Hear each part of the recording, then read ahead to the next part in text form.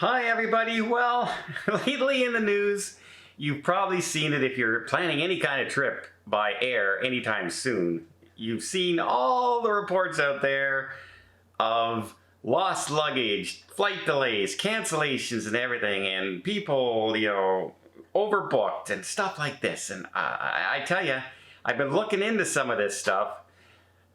Boy, have I gone down a bit of a rabbit hole.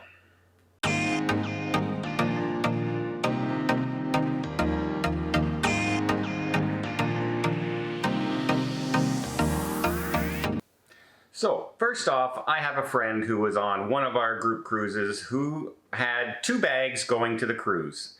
Both never showed up. Then eventually, 1 bag showed up. To this day, almost 10 days later, they're still missing that second bag. Hasn't shown up. There's glasses in there, there's electronics like binoculars, things like that. Some expensive things were in that suitcase and they haven't shown up. And of course, getting no answers whatsoever from the carrier. At all. At all. We don't know where it is, we can't find it, and blah, blah, blah. And I'm going, you guys scan every single bag, supposedly.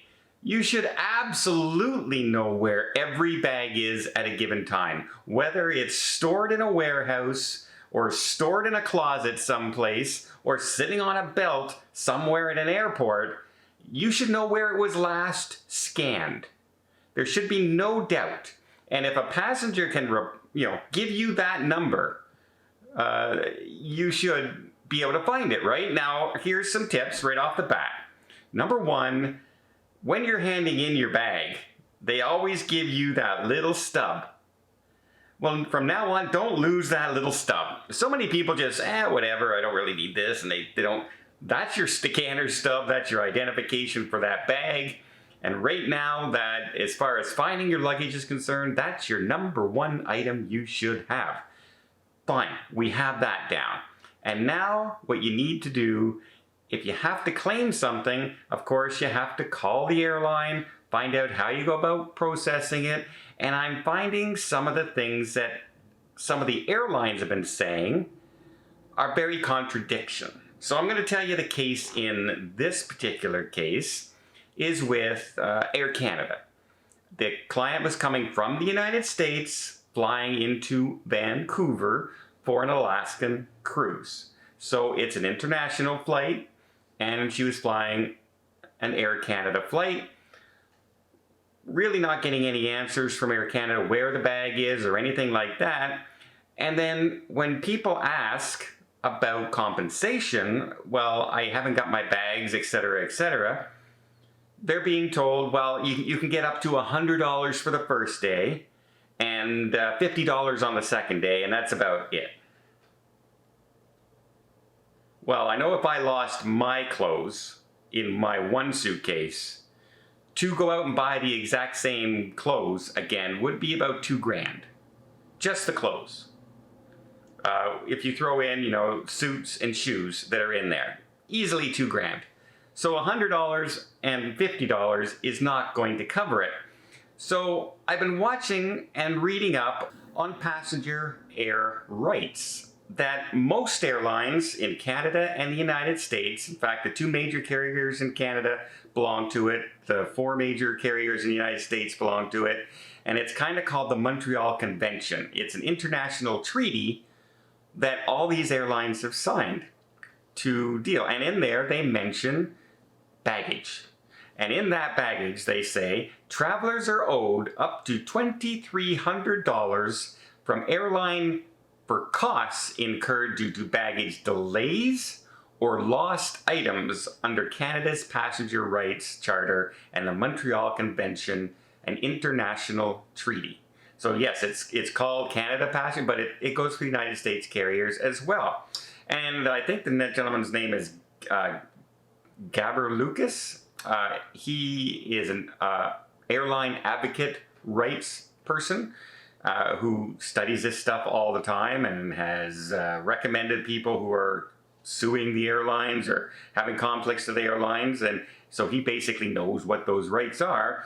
And he says they may typically tell you that they're going to reimburse you $100 or $250 for the first 48 hours, which he says is a lie. So I decided to go to this Montreal Convention, and under the Montreal Convention Act, they do have a lost or damaged bag, and it reads the following. Under the Montreal Convention, an international air transportation treaty which Air Canada is party, airlines can be held liable for baggage that is damaged or lost during international travel up to approximately $2,300. To provide a better protection to passengers traveling within Canada, the airlines will be held liable for up to the same amount for baggage that is lost or damaged during domestic flights. Passengers must file a claim for expenses with the airline for damaged bag. The claim must be submitted within 7 days after the passenger receives the bag. For potentially lost baggage, the claim must be submitted within 21 days after the day it was supposed to arrive. In addition, the regulations require airlines to reimburse passengers for any baggage fees paid if their bag is damaged. So if you had to pay for your suitcase to begin with, not only should you get the contents reimbursed for the price, you also should get reimbursed for that fare that they're supposed to deliver you that bag that never arrived as well. It's kind of like port fees on a cruise. If you don't go to the port, why are you paying the fees, right? So that's actually in this treaty that's been signed by numerous airlines throughout Canada, the United States, international treaties, Lufthansa is part of it, etc. There's a whole bunch of airlines that belong to this. But the airlines will tell you and try and get away with that $100 or the $50 right away, the minimum amount. And here's the thing, once you accept that amount, that's considered a closed deal. You've agreed to the compensation. So if they offer you $100 and you feel that's not good enough compensation, don't accept the $100 and then continue to try and get more money. Because once you accept the $100 or the $150 or $200, that's considered accepting payment for your lost bag. Contract closed at that point. I know when I'm flying, if I'm not in business class and I'm flying coach, they want $50 per bag. So if I travel with 2 bags, that's $100 alone. So they owe me that baggage fee anyway. And if they only offered me $100, basically I'm getting my baggage fee back that they're supposed to pay you automatically no matter what. So that $100 is nothing. That's money you've already paid to store that bag that they never delivered. So I was going through all this and I'm looking at that and I'm saying, yeah, that's kind of a real big issue. So the big thing to remember of all this is don't accept the first offer, just like any kind of bargaining negotiation, right? Also, do that report. As soon as your bag doesn't come in, contact the airline. Because if you keep waiting, oh, it'll be there tomorrow, it'll be there in 3 or 4 days, it should be there by the end of the week. You have till 21 days to fill in that report of when it was supposed to arrive. If it doesn't arrive and you haven't filled in that report, you're completely out of luck.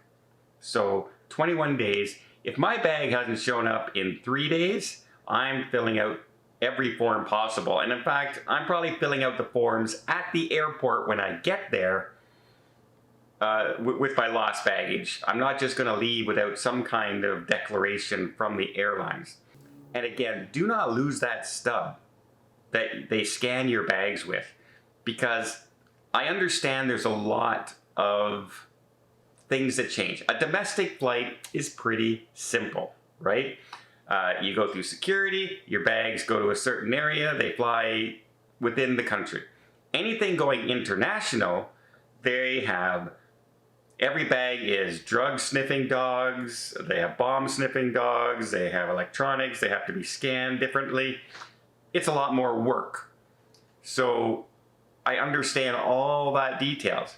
What I don't understand is how it's possible to have scanning system in your airport, right? And not know where the package is. I just had a package delivered from China. and it arrived in 7 days. And every day I could track exactly where that package was the whole time. Are you telling me that they can't do that? Do you know why they can't do that? Because someone's not scanning the bags. That's the only possible reason. Because once it's scanned, it's in the system and they know it. They know where it is. They can look it up. It's very simple. It's automatic, right? It's like, are you kidding me? How do you not? How do you not? How do you not? You don't do your job and you don't scan the bag. That's how. And the reason they don't scan the bags is because the flights have all been delayed and things are running behind and they're just rushing to get them onto the planes. And when you're rushing, that's when mistakes happen. And boy, right now, mistakes are happening everywhere.